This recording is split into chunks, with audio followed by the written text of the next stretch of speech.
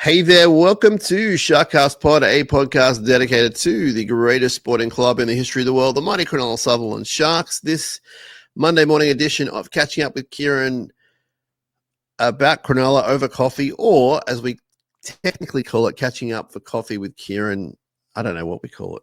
This is a great start. Welcome to the show, everyone. SharkCast Pod brought to you by Dyson Logistics, the Royal Motor Yacht Club in Port Hacking, and Jason Hawes at Cripps & Cripps Real Estate on the other end of this semi-regular podcast on a Monday morning is my good friend Kieran Fraser. He was arm in arm with me in the trenches. That's like the second time in 72 hours I've mentioned warfare, which is not my go, but he was with me in the trenches at Shark Stadium in the Upper Andrew Eddinghausen, having a great time. He was a barrel of emotions, as we all were. Kieran, welcome to your show. How are you, man? What's going on? I feel like my voice is starting to come back.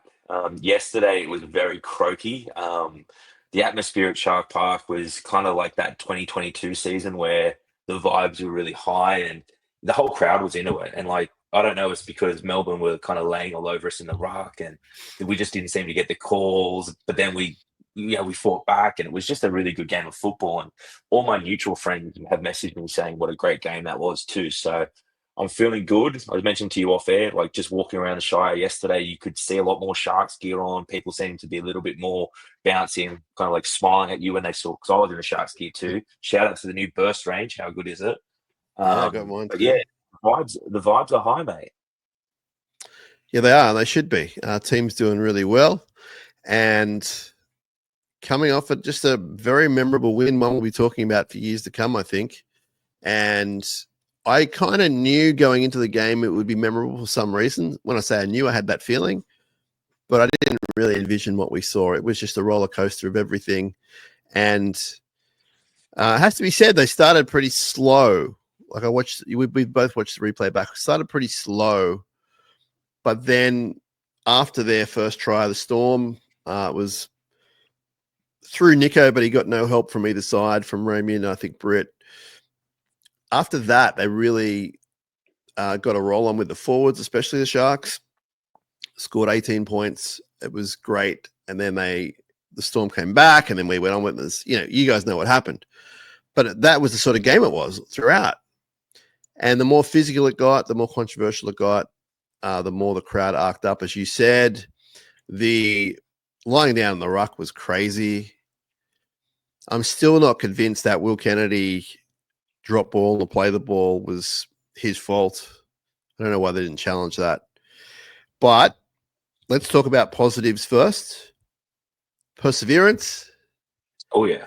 Third week in a row, I'll say the words icing the game, coming off the Balmain loss. So what do you got to say about the perseverance and the attitude? There's been so many times as a Sharks fan that you go into a game like that with a little bit of fear because you're going up against a really good team. And I said this last week on the show. I didn't really give us a lot of chance. And then I thought about it a little bit more and said, no, what, I can see a way of us doing it, but it's more so what I think about Melbourne than what I thought about us, because I always think Melbourne's so good. And then they bring in Harry Grant an hour before kickoff and you're going, oh, geez, this is going to be tough. They come out of the blocks, Melbourne. And I think the first 5 minutes, we didn't touch the ball. And Melbourne just marched upfield. They made space, they made breaks. And it was kind of like, oh no, we've been through this before at Shark Park and expectations are high. We don't deliver. So for them to go down and then to hit back really quickly, it was kind of like, oh wow, like we do have this in us. And then, the great first half, that's the most points Melbourne's had put on them in a first half of football since 2003. So like that in itself is something we should be very proud of. But then to start the second half and have like the Will Kennedy drop ball and, two tries from Melbourne straight away and they bring it back to 3 points. And you're sitting there going, wait, what's going on? Like, how could this happen to us again? And then, Siffer gets that great ball for Racco out on the wing and we get the ball down for a try. And that's all the points that we had in the second half, right? And apologies to all Sharks fans. I was sitting with Sam and Souther Dan, and I said, when Nico was lining up the kick, there's absolutely no way he can miss this. And lo and behold, he missed it. So apologies to everyone for that. I definitely jinxed him. But it was just one of those games where we saw that resilience, we saw that fight back, and to go down to 15 men against Melbourne, to have players playing out of position. Siffer was on the different side of the field to when he did play in centres. Daniel Yep. Atkinson was up against a man mounted in coats, and we were moving Ronnie around. And there was even times in the game where Atkinson looked up and saw that they'd moved Coates back to put him onto him, and then he's calling Ronnie like, "Ronnie, switch with me now." So what a great win! I'm still buzzing from it, mate. Yeah, the coaching was fantastic. We spoke about it in the post game, but the coaching where they were swapping sides and the wingers were just swapping each other, like it had to be done. And Bellamy did it. We did it. It was back and forth. It was fascinating to watch at the game. And I felt for Atko. Like I felt for him. Like how's he supposed to catch that ball with the guy twice his size jumping over him? I actually don't lay any blame there, really. I don't. Could he have done slightly better? Sure, but he was never going to get it. But how does that always happen to the Sharks? Like when you see these memorable tries and these put downs, it's Brett Morris against the Sharks. It's David Mead against the Sharks. And now it's Xavier Coates. And poor Acko is going to be on a highlight reel that's going to outlive him probably, because that will be played for decades. Even the AFL people were posting about it as well, because they're saying we should get this guy to come and play for our team. So I do feel for him, but I think this week, and we'll touch on it later, going up against the Roosters, they've got I can't pronounce his name, the rugby union convert, who's a really had a blinder on the weekend, and Daniel Tupu.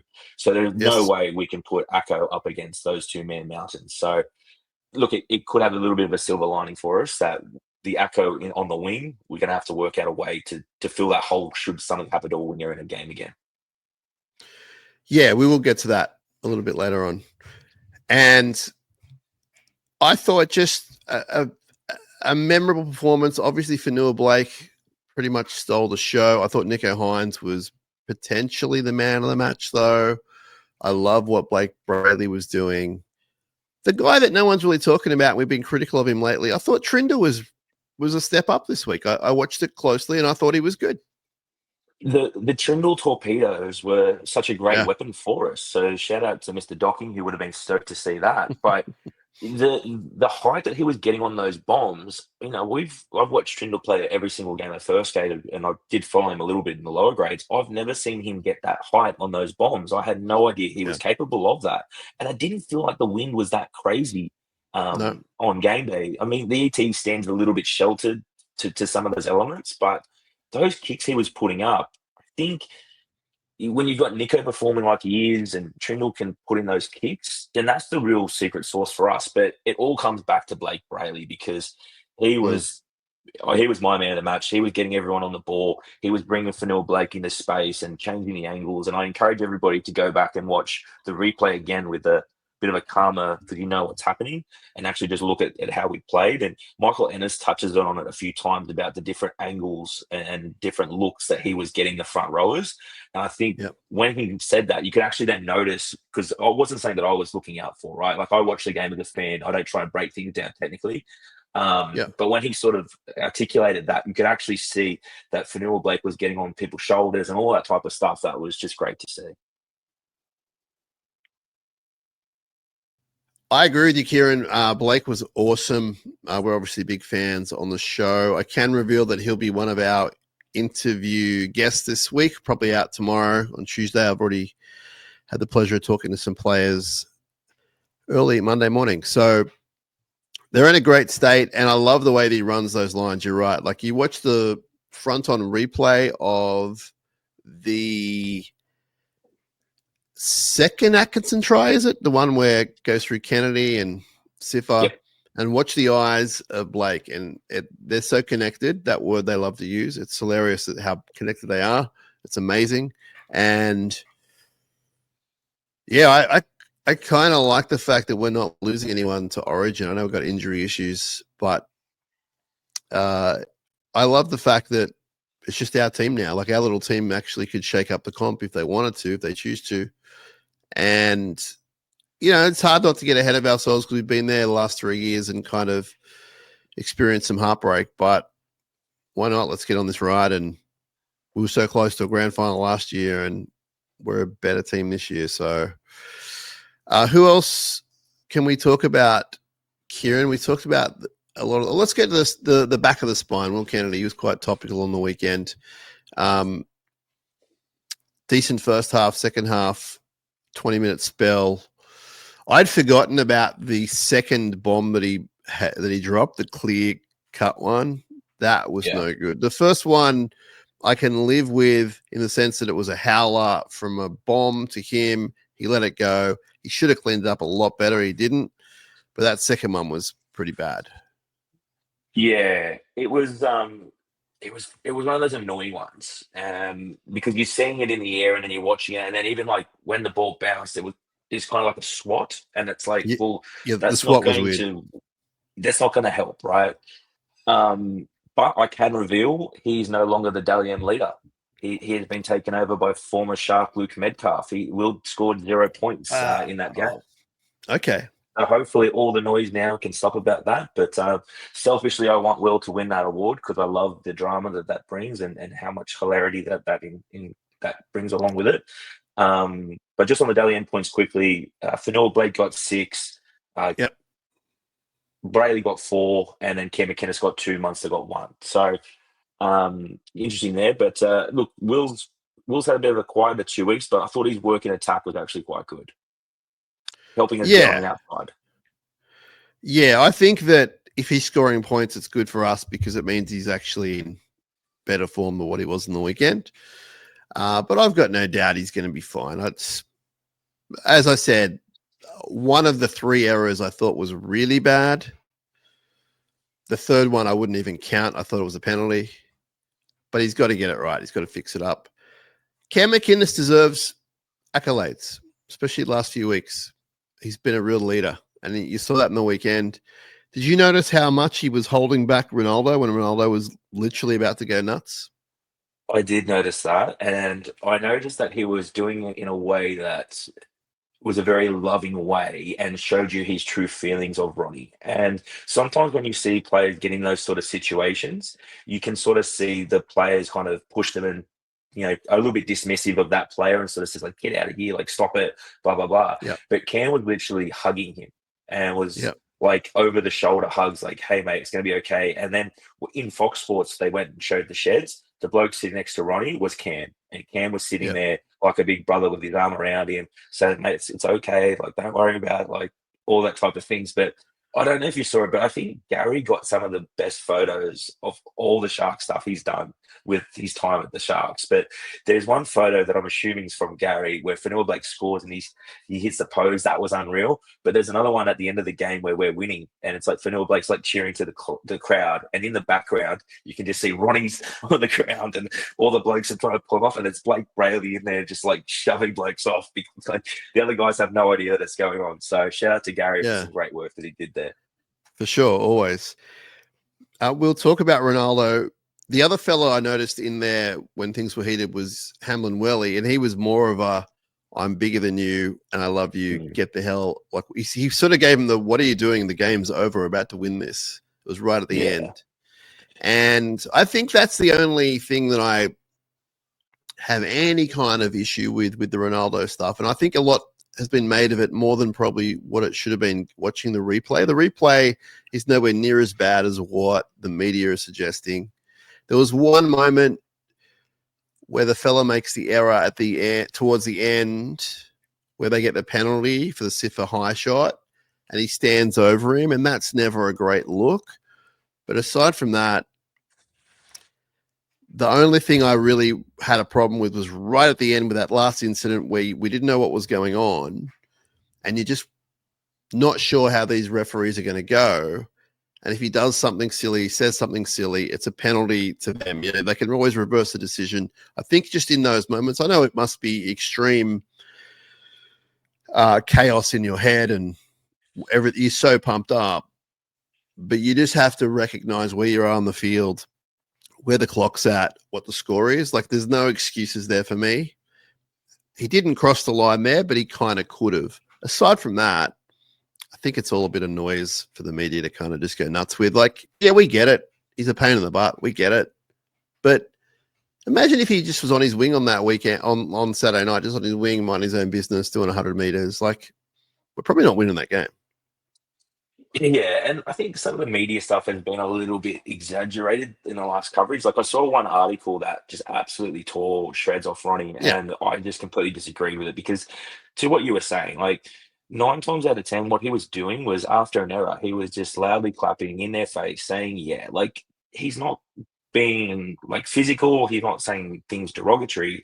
Nine yep, times out of 10, he's just saying yes in people's faces and clapping, and that's annoying if you've just made an error and he's getting a reaction, right? So standing over the drop ball wasn't a good look because it actually was a stiffer high tackle. I don't actually think we realized that at the time because it was just like, oh, they've made an error. We've just won the game. How good is this? But yeah, then on the replay, you could see that Siffer got the guy high and all that type of stuff. But, the very last one, and people were criticizing Ronnie for it, I find absolutely insane.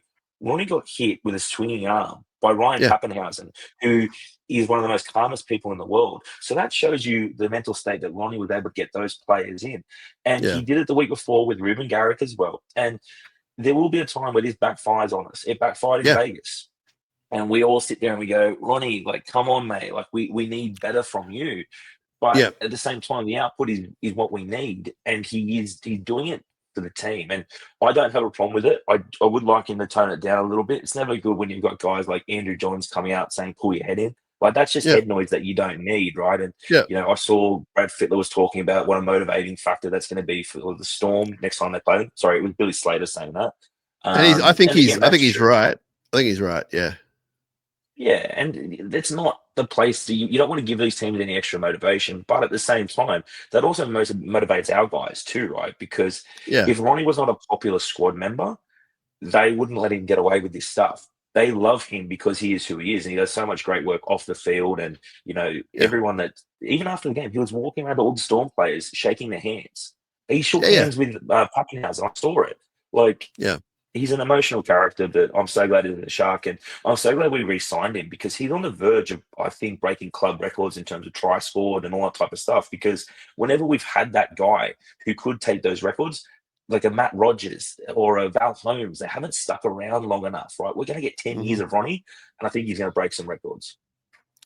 I think the other important thing to note, and the reason why he can, in inverted commas, get away with it, is that his form is dynamite.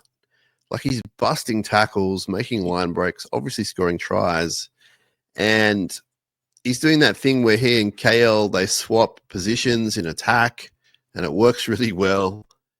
And I just think he's having one of his better years. And so, if that kind of motivates him to play better, that's awesome. My favorite kind of angry Ronnie is probably last week where he was the response guy. He wasn't the call. Like he was answering Yeah, the questions. He wasn't asking the questions. That's my favorite kind of Ronnie.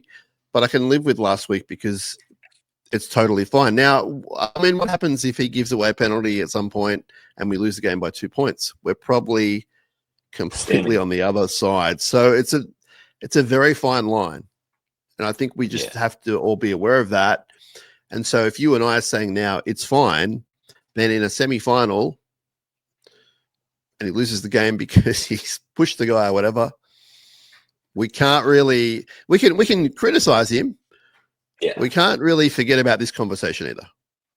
Yeah, and I mean that try he set up for Kale off the scrum was just a great illustration of what Ronnie can do with a little bit of space and time. And he's been on a journey with us since that first grade debut in Brisbane and all that type of stuff. And we've kind of watched him grow up with us. So I think a lot of us have that expectation of he will eventually shake some of this stuff and not put us into a potentially bad situation.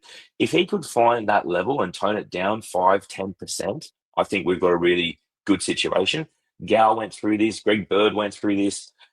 It's a bit of a maturity thing. Ronnie's what, mid-20s now, probably 25, 26. So, as he gets closer to 30, I think some of that stuff will taper down a little bit. But, in terms of his performance, he's absolutely killing it. I don't know if it Mm, was a little bit personal there with Xavier Coates because of the Queensland State of Origin thing. And now Xavier's kind of got that jersey, which probably would have been Ronnie's. But look, I maybe. loved it. And I love that we switched him on the different sides and, we Uh, neutralized that threat. yeah, great coaching. Great coaching. I would love to have a camera or be a fly on the wall there for that moment where it lightning hit and he was like, quick, do that. And they did it. They did it back and forth. I think I only noticed it maybe the second time round. I was like, that's unbelievable. That's so good, you know. So, coaching is going well. Really happy with how he's handling things. It's going to be interesting to see what happens Tuesday team list. We got the Roosters this week. Before we get into that, let's just talk about the vibe at Shark Stadium. We had a great time personally, but overall it looked like everyone was having a ball. It was a near sellout crowd. I think there were a couple of hundred off sellout. The weather was looking dicey until that day, and then I thought the walk-up would have been a bit more significant, but pretty full, obviously, anyway. It was rocking, very vocal, especially up where we were, which isn't always the case. So pretty inspired crowd by an inspired team. But, gee, it was good to be back. Yeah, it was good to go to Hairy Man before the game too, and to catch up with some people as well. That was unreal. And I think when you see Hairy Man is overflowing and people are positive, you kind of get that vibe, and then you get the walk down to the ground and you start feeling quite good about things. But I don't know. Again, like we didn't see the junior game before it, so I don't know how that was and what the crowd was like for that. But it just seemed there was just like that. It felt like a finals game at Shark Park in the right way, because I know we've had finals games at Shark Park and they haven't gone our way.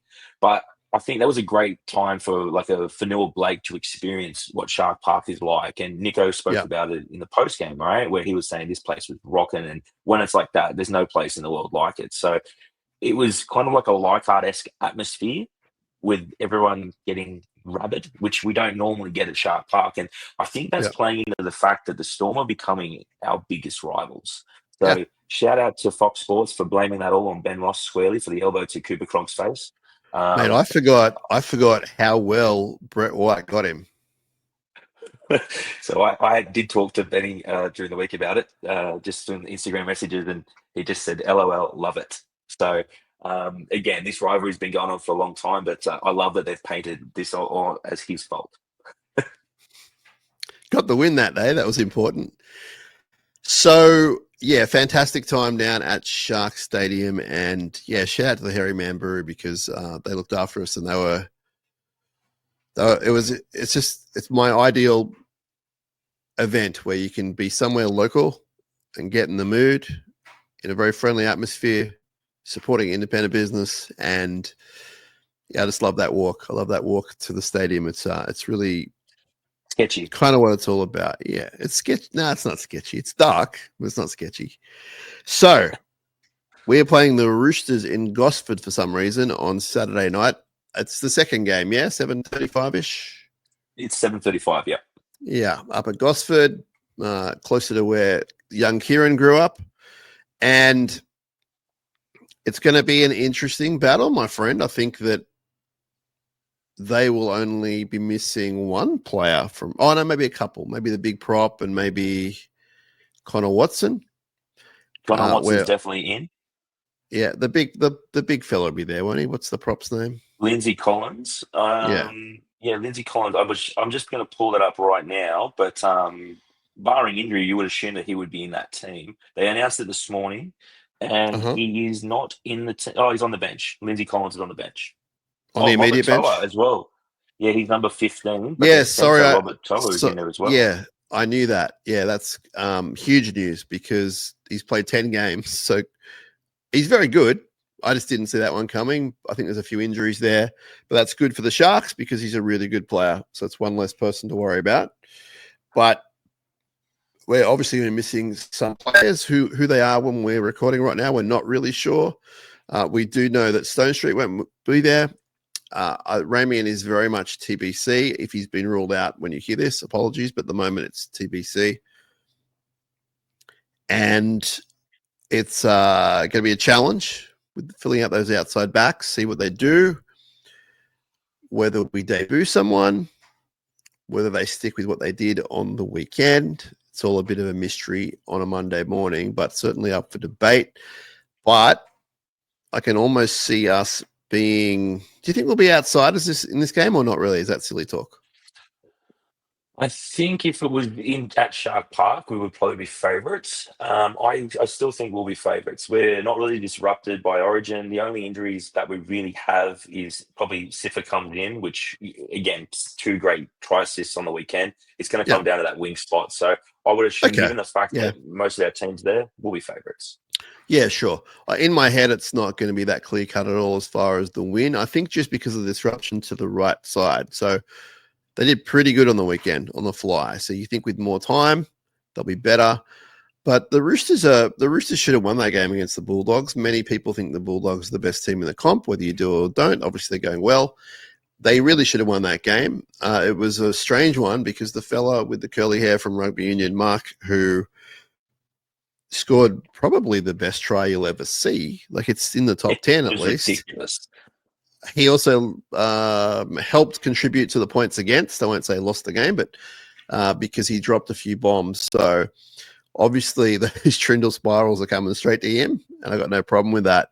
But the flip side is he's a really good attacking player, and Teddy's going to be there, and they're going to be not that disrupted. Sounds like, what have we got? 3 players missing. That's not too bad. So I like the Roosters on their day. Like I think they're a good team on their day. I really like their coach, and this is not going to be easy. Yeah, I mean, the Roosters have actually surprised me this year. I didn't think that the Roosters would be going as well as what they are. When they turn it on, you look at them and you go, why do I ever doubt this team? But I think the few changes, Connor Watson's been really good this year. I think that's going to play into it. And, without Connor there, I don't know who their number 9 will be, maybe Docker Clay. So they're going to have Docker Clay potentially at 9. They're going to have Sandon Smith at 7. And then who's that? Sandon Smith, who's been unbelievable in that Anzac Day game at 5'8". So a pretty inexperienced spine when you take out. You just said Sandon Smith twice, but I know who you meant. You meant who's the tall fellow they got at halfback? The tall, yeah, we all know who you meant. Yeah. Yeah, so Sevilla. Yeah. I'm terrible with name pronunciation, but it's a pretty inexperienced spine, right? So did Spencer Leniu make the Blues team?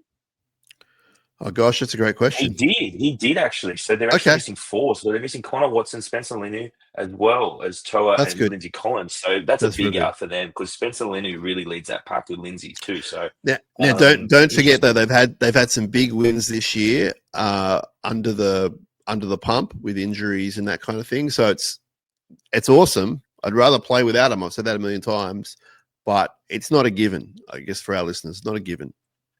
Yeah, and also just playing up at Gosford. I mean, I've got my tickets. I'll be there.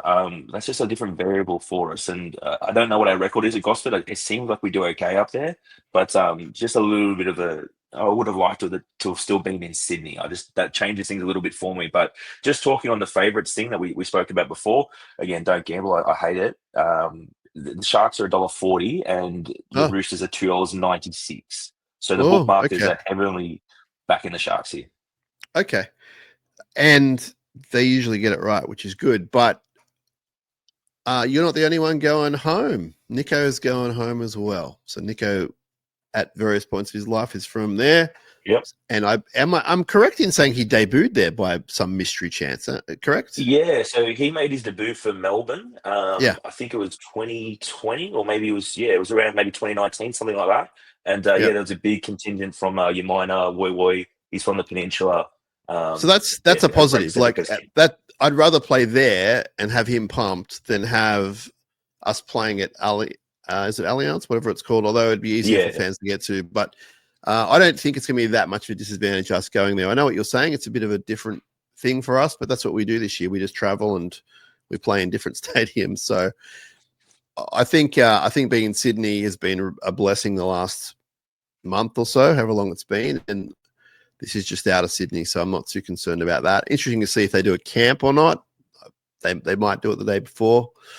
I know they've already done a bunch of things this week, so maybe it's the week leading up. Maybe they'll be away the Friday, Saturday, so we'll see about that. But look, I'm not overly concerned about this game, Kieran, but I am not walking into it thinking it's a done deal, especially because they're missing players. I think that absolutely, on paper, we should get the job done. I assume we will. I really like how we're playing. I love the form. I love the attitude more than anything. The attitude is so good. And the spine's going really good. I know Kennedy had a few iffy moments, but as you said, he had some great moments as well. And that should be enough to get us home. But, yeah, we'll see how the teams line up at least. We can't really speculate too much on that until the teams are named. Just on opinions, what would you do with the Sharks' right-hand side this week? So I'm going to assume that Sifa is What out, would and I you think the do? other. What would you do? Yeah, so sorry, I'm going to assume I can't pick Jesse. So I'm going to Okay. put Sifa in the centers because I don't like risk. We've got the bye coming up after this game too, right? So I don't like risking players if they're 50-50 or anything like that. Yeah. Just take the extra week, come back in a few weeks then. Then on the wing, I can't go Atkinson. I can see potentially a world where Fitzy puts Atkinson in the centres and leaves Sifa as the utility on the bench. I can see Mm-hmm. that. I don't agree with Mm-hmm. that, but I could see Mm-hmm. that. I think you've got to go for a specialist outside back. And when I look at New South Wales Cup, and he's been our 18th, 19th man a number of times, I think we've got to go with Vela. We've recently extended him, and Stone Street was in a similar position to this when he debuted, where it's kind of like, well, if not now, then when are we going to play with him, right? So I think he's a good chance on the wing. I've seen some talk about Gabriel, who I understand missed the Jets game on the weekend. There's some talk maybe with some HIA protocols, but I'm not sure on that. But I think Vela, he's an outside back. He can get the job done. He's going to be defending outside of Sifa, so in my team anyway. So hopefully that they can get the job done. And he, from what I've seen of Vela, he's a first grader. He's got that potential. So I'm really keen to see him mix it with the big boys. But what about you? Oh, I tend to agree. I think he's ahead of Gabriel, and I think he's more of a. He's probably had more time on the wing than what he has, so I would go with him. And as far as the centers go, it's tough because I think the Roosters' backline is one of their strengths, and we've seen Sifa against fast backlines not being able to cope as well. If it's an average to less average backline, he's fine. But against a more, not even elite, but fast backline, he can struggle, which is not his fault. It's just the way he's built.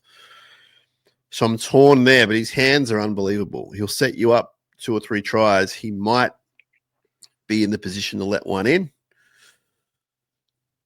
I agree with you that I could see the coach going, okay, Atco, you're going to play center and we'll bring a young fella in to play on the wing. I could see that happening. Again, I'm not sure if I want that. I don't really know is my answer. I would probably go Sifa. I probably would in the centers. Can Probably. I ask you a question? Would you move Ronnie or Kale over so you don't have a like potentially a makeshift center and a rookie winger? Would you look to split up Kale and Ronnie? Because Ronnie can play both sides. Ronnie's shown that in the past. He can do both sides equally as well, right? So is the trade-off where you So put you're Vela saying outside of KL, Hero? yeah, so KL's a great defender. He won't have to do much. Yeah. Yeah, Yeah. I could do that. I could do that as long as the young fella was good on the left. I could do that. It's going to come down to these preference, I guess. Yeah. Yeah, I'm not sure about Kale swapping sides, but having seen how good he is on the left, I mean, who's to say he can't do it on the right, you know? So they're interesting questions. I don't, I think whatever I would do would be the thing that would cause the least disruption to the team. And if that meant not blooding someone, then that's what I'd do. Or if it meant bringing in one of the young blokes, then I would. Like, I just, whatever's best for the team, as little disruption, then I think we're on a winner. If we Yeah. have to keep swapping sides and doing all sorts of things, and like maybe they try and do the thing they did last week with the mid-game swapping, but that seems a little bit dicey for an 80-minute game. Yeah. So Yeah. And interesting. I don't know. Interesting. Fascinating the stuff. reason I don't have an answer, unfortunately. Boring answer. I don't have Yeah, an answer. because I'm just going back to I think it was the Tigers game where we had Billy Burns and Hiroti next to each other, and everything else stayed intact. But it was kind of like we had just two brand new guys defending next to each other, and that did get exploited. So my thinking Yeah. is just if we've got more of if yeah, but are we then taking away from a strength? Yeah, so I don't know, but again, Fitzy's shown he's got a great ability to handle these situations. But again, it's pretty unlucky to lose Katoa, Hiroti, and Stone Street. Like any club, if they lose that sort of depth, is going to be in the position that we're in. Now, just on Sione Katoa, what I will say is tune into the interview episodes tomorrow because I caught up with a whole bunch of personalities, I'll say, at the Sharks this morning. And there will be some breaking news from Sione himself on when he's coming back. But I'm going to make you stay tuned to the episode tomorrow. So listen to that when it comes out.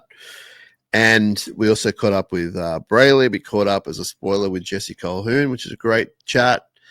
And there's some cameos from Hamlin Willie. There's a few guys in there. It was a pretty bright and bubbly morning. So if you're interested in some Katoa news, stay tuned to the next episode after this one. It will be out on Tuesday, probably Tuesday afternoon, in time for the team list. Kieran, we're going to let you go soon. Before we let you go, what else can we discuss? What else is going on in Sharkland for you? What are you interested in? How you think we're looking up to the bye? I think we're looking pretty good. I think if you said we would be sitting in fifth, and if you'd sort of said we'd won the amount of games that we did, I probably would have shuffled around some of those games. I would have thought we would have beaten the Tigers. I probably wouldn't have thought we would have beaten Melbourne.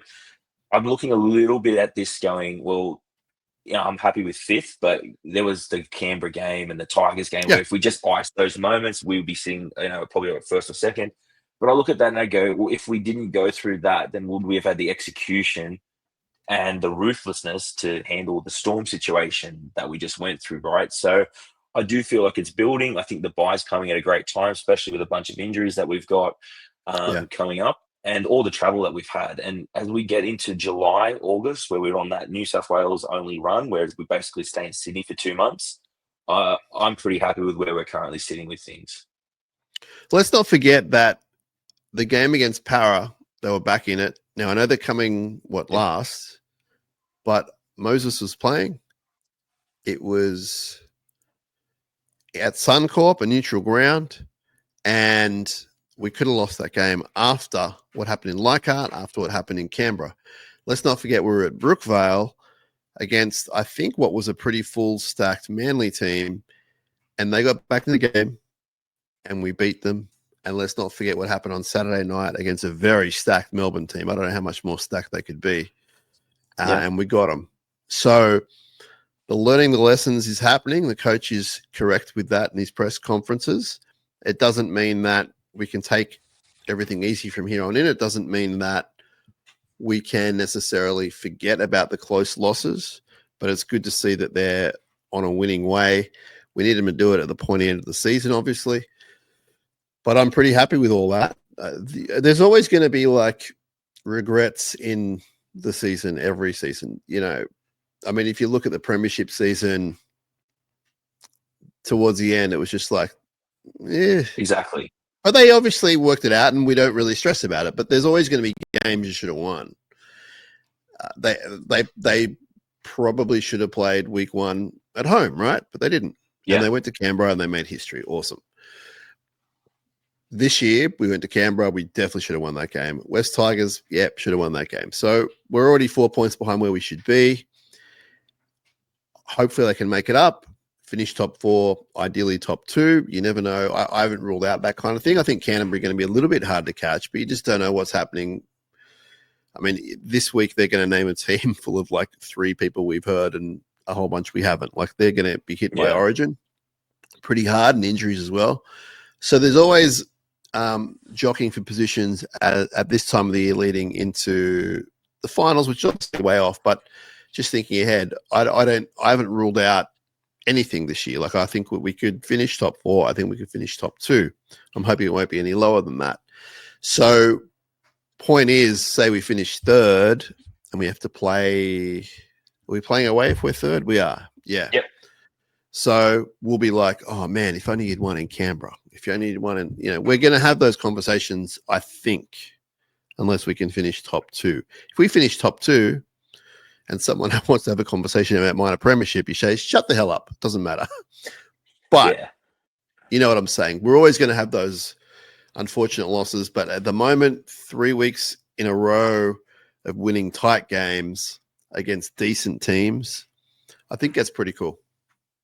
Yeah, and to beat Melbourne anytime, and I know that's the 4th time in a row we've won at Shark Park versus Melbourne, and we beat them last year down in Melbourne, but they're still the benchmark, and I think even the Bulldogs sit at number 1. I think people still look at them, and Penrith's had some issues this year, but people look at Melbourne and go, Melbourne. That's the best. Yeah, that's the best spine. It's the best coach team, and Greg Alexander touched on this during the Fox Sports post game. He said it's very rare where Cameron Munster has a blinder of a game and Melbourne lose. So he Yeah. was actually giving the Sharks a lot of credit. And I know Brandy cops a lot of hate online for being a Sharks hater, but he was very complimentary of that, sort of saying that, this Sharks team is really stepping up. And again, I look at Fanua Blake's numbers, like 260 meters, 100 post contact. It's like now he's starting to fit into what we do, because it's easy to say, all right, just throw in Fanua Blake and expect it to work. We've got to get the rotations right. We've got to get the lines right. We've got to get the ball in the right positions for him, right? So I think it's starting to come together. Our halves are clicking together. Kennedy's playing with a lot of confidence. I know he's had a couple of hiccups recently, but Hero's coming on board. If we can get Jesse back to his levels, and Katoa and Ronnie on the wings, or Stoney, whoever it ends up being, I feel like it's really building. Billy Burns coming in the depth has been great for us too. But even a guy like Nakora has had a little bit of a quiet 2 weeks, but it hasn't really seemed to affect us. So things are going in the right direction, mate. Yeah, I mean, he was probably at his worst on the weekend, but he was still fine. So his worst is obviously not that bad. Yeah, and he knew it. He makes it up. I think he's doing fine. All right, Kieran, thanks for your. Here's your favorite. Thanks for your time this morning. I know you got to bounce. Appreciate you. We'll talk to you real soon. But I know you got an extra spring in your step because your Central Coast game's coming up. It's a lot of fun for you and for Nico. Yeah, beautiful. We'll talk to you again soon. We'll talk to everyone real soon. More episodes coming. Before you know it, the SharkCast pod. Catch up with Kieran over coffee about Cronulla. I got the name right. Kieran, we'll talk to you soon, my friend. Up Cronulla, everyone else. And take care. Up. Let's go.